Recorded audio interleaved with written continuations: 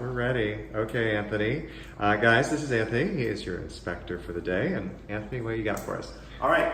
Hello, I'm Ross. I'm just going to go over a few of the items on the report. First off, I'll give you a quick rundown of what a property inspection entails. So it's a visual inspection, so obviously, we're not tearing holes in the walls or anything like that, but everything that I can open, close, get in, get on, turn off kind of a deal, I was able to do so. So that includes the heating, electrical, cooling, plumbing, everything that I can physically touch. Unfortunately, we don't move personal belongings, but I'll tell you, this property is in terrific condition. Very few little minor issues.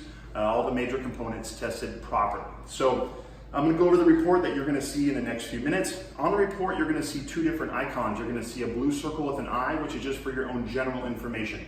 So it's going to be photos of all the exterior. I had my drone. I took photos of the property as well as the roof and the site. You got to see the pools and all that good stuff. And then you're going to see an orange triangle with an exclamation point. It's going to be any defects we found. So very few of those, and I'll go through the list right now. So there's some on the upper deck above the master, I guess that's a patio. Some of the coating is deteriorated over time. I'd recommend maybe just having that maintained so we don't run the risk of actually any leaks into the property from that material, that membrane failing. A couple of the window screens were missing, and then I found the rear sliding screen door here was a little bit bent and it was torn.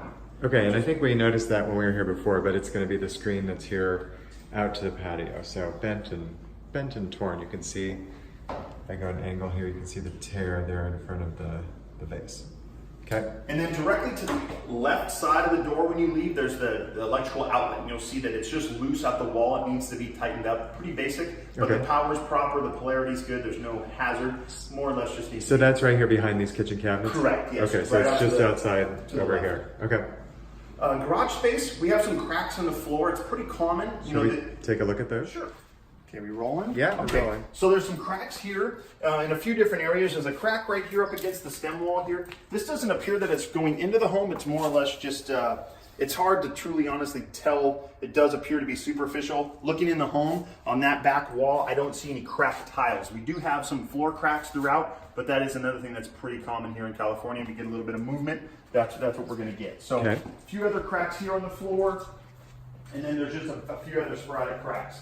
Directly above me, you will see in the ceiling there is a crack that runs across the entire length. Now you can see it's at both weak points where the garage actual rails are connected. So it's pretty common. Same thing. You could always have that repaired, but I believe it is strictly just superficial cracks on that drywall seam. Oh, and then when the garage door is shut, you can't see because it's quite dark, but you'll see on the image, one of the photos, there is a stain in the ceiling. Now I tested it, it is dry, and I'm assuming, I believe the patio sits right above that. So maybe in the past, when that membrane failed in the past, because you need to just do some maintenance over the years, I think there might have been a leak, or may have been a leak at one point. Okay. But I believe that's how the only issue here in the garage was that. You do have a secondary option for another set of laundry. You saw that. Water heater is strapped top third, bottom third. It's 18 inches off of the floor. It's got a temperature pressure relief valve. It's got all the proper shutoffs. Everything's good there. And then with your furnace, same setup. You will see on the report, just because the code has changed, that it's the silly thing. It's called a I'm losing it right now. It is a sediment trap. I was just telling you about it. So you need 2 sediment traps, and all that does is, if there ever is any type of sediment or debris in the gas line, it catches that prior to going into the unit in the burn chamber, and then possibly causing issues. So it is a new component. So correct. It's not like it's going to stop the ban from happening type of thing, but it's there for worst case scenario, and it just doesn't happen to be in this installation. Right, and it's very common. The last few years they've started installing them, so this is obviously a few years older, so that's why we don't have them. So if you ever do any repairs, they will put them in. It's just a recommendation on my end.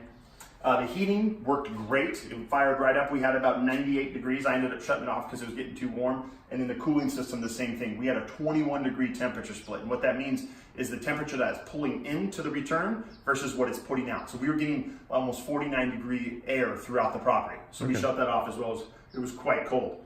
So moving on. On the hot water heater, what's the age on that? This water heater is right around 2013. That's when it shows that the last ANSI rating. So it can be anywhere between 13 and I believe 16 is the next rating. So it's you know, it's not terribly old. It's in good condition. I don't see any rust. There's hot water throughout the entire property, so that's terrific. Okay, great. Okay, so we've come upstairs. We're in the master bedroom upstairs. So downstairs, the closets, they definitely make a connection up on top, and it's creating an issue just from opening and closing. This door, when I first showed up, it would not open, but hey, it opened. I fixed it. So there's a small little ball. It's in a bearing, and it's under there's a spring. So what I would recommend is maybe getting some soap or some type of a lubricant once in a while, putting it on here, and it will open. So you can see this upper closet makes contact as well. So just maybe adjustment on both of the upper hinges. Same thing downstairs. Great. And left one works no problem at all. Left one, no problem. Well, sticks a little sticky. It just needs to, you just roll this ball and then they open. Okay. And of course that handle there is needing adjustment. Yeah, it just needs to be tightened here. In fact, I might be able to help you out before I go. I think I might have that Allen wrench. So moving on here into the upper bathroom, the master, I did note that a couple of the fixtures are a little bit loose. Right. So you're gonna have to tighten that from below, but they don't leak. Everything's functioning here, no problems. Moving on here, I know you've seen this. So I tried to fix it, but this plastic is stripped. So the fixture does work. There's no problem. It's not leaking. It's just the way that it retains into this, the actual plastic, the handle, it's just broken. So that needs to be adjusted. And if you ever needed to, these, if you ever want to tighten them, they spin off. They don't pop off. So that's just a little bit of a... And that's just the top thing. Yeah, so you can get to the screw to tighten them up. I see. Unfortunately, this one will not tighten any further. We're good here. Toilet's tight to the floor. All the drains are functional. I didn't have any moisture throughout the property whatsoever. So honestly, when we're here, if it's going to break, I want it to break today. So I try to force everything and really give it a good solid test. So I'm running toilets, tubs, showers, sinks, everything at the same time to see if it is going to back up. And I didn't have a single issue throughout the property. Okay. We figured out well, I can't take credit. Mark figured out how the shower works. So they had a bathtub in here at one time, is what I'm assuming. So this was the diverter handle. So you have to pull this out and then pull this out. So you can divert from the upper head to, you can switch in between. Okay, so that's the top one that does divert, but you have to have both outs in order to make it work, and that's why we weren't getting anything before. So, or you can just always leave it out and just push the bottom one in. Okay. So we're good there.